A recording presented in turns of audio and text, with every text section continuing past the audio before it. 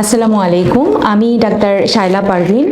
গুলশান ক্লিনিকে আমি চর্ম ও যৌনরোগ বিশেষজ্ঞ হিসেবে কর্মরত আছি। নিয়মিত আমি রোগী দেখছি প্রতি রবিবার, বুধবার এবং বৃহস্পতিবার বিকেল 5টা থেকে রাত 8টা পর্যন্ত।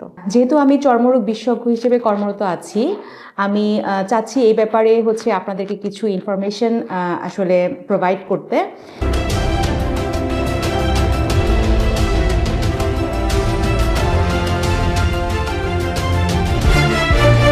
যেটা হচ্ছে যে চর্মরোগের সমস্যা তো সারা বছর জুড়েই থেকে থাকে, কিন্তু শীতকাল আসলে যেন চর্মরোগ আরও বেশি বেড়ে যায়।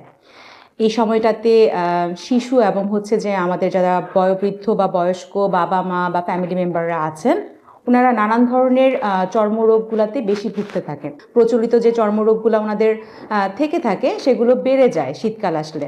তার মধ্যে সবচেয়ে কমন যে প্রবলেমগুলো থাকে সেগুলো হচ্ছে যে ছোট বাচ্চাদের অ্যাটোপিক ডার্মাটাইটিস বলি আমরা, এই রোগটার প্রাদুর্ভাব অনেক বেশি পরিমাণে দেখা যায়। এটা ছাড়াও বয়স্কদের আমরা বলি জেরোটিক এক্সিমা, বয়স্কদের স্কিনটা দেখা যায় যে এমনিতেই একটু বেশি ড্রাই থাকে আমাদের নর্মাল মানুষের চাইতে। শীতকাল আসলে সেটা আরও অনেক বেশি আকারে দেখা যাচ্ছে আমাদের কাছে।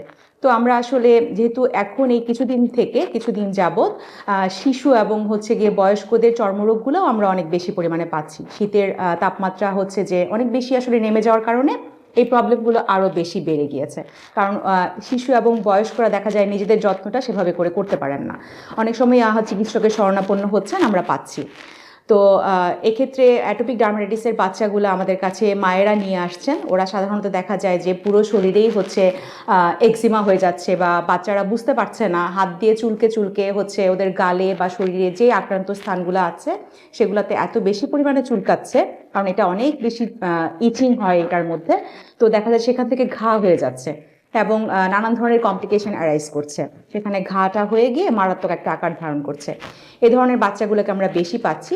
আরেকটা বয়স্কদের, ওদের তো এমনি স্কিন যে ড্রাই থাকে, ময়েশ্চারের পরিমাণ অনেক বেশি কমে যায় শীতকাল আসলে। তো বয়স্করা দেখা যায় যে জেরোটিক এক্সিমা নিয়ে আমাদের কাছে অনেক বেশি আসছে। সেক্ষেত্রে আসলে সবসময় তো ডাক্তারের শরণাপন্ন হওয়া যায় না। আমাদের কাছে আসলে আমরা তো অবশ্যই তাদেরকে নানান ধরনের উপদেশ দিয়ে থাকি, মেডিসিন প্রেসক্রাইব করে থাকি। এগুলোর মাধ্যমে একদমই পুরোপুরি এগুলোর চিকিৎসা সম্ভব।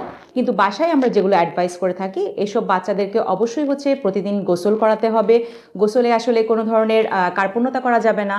আর মায়েরা অনেক সময় বলেন যে অনেক বেশি গরম পানি ইউজ করবো কিনা, ডেটল স্যাভলন ইউজ করবো কিনা। আসলে এগুলো আমরা মানা করি স্কিনে লাগাতে। তাদেরকে গোসলের পরপরই যেটা করতে হবে সবচেয়ে গুরুত্বপূর্ণ, একদম নিউবর্ন বেবিদের ক্ষেত্রে আরও বেশি এটা গুরুত্বপূর্ণ, গোসলের একদম পরপরই, গা মোছার পরপরই বাচ্চার স্কিনটাকে ময়শ্চারাইজ করতে হবে। সেটা পেট্রোলিয়াম জেলি দিয়ে হোক, কোনো ভ্যাসলিন দিয়ে হোক। এটা যদি গাটা মোছার সাথে সাথেই আমরা এটা অ্যাপ্লাই করতে পারি, নিউবর্ন বেবিদের ক্ষেত্রে দেখা যাচ্ছে যে আমরা যদি এটা কন্টিনিউয়াস 3 মান্থস পর্যন্ত করতে পারি, বাচ্চা হওয়ার পর থেকে একদম 3 মাস পর্যন্ত, তখন দেখা যায় যে এইসব বাচ্চারা বড় হলেও এ ধরনের ডার্মাটাইটিসের প্রবলেমগুলো থেকে অনেকখানি গিয়ে মুক্ত থাকতে পারে। আর বয়স্কদের ক্ষেত্রেও সেম জিনিস আমরা ফলো করতে বলি। সারাক্ষণ গাটাকে ময়শ্চারাইজড রাখতে হবে।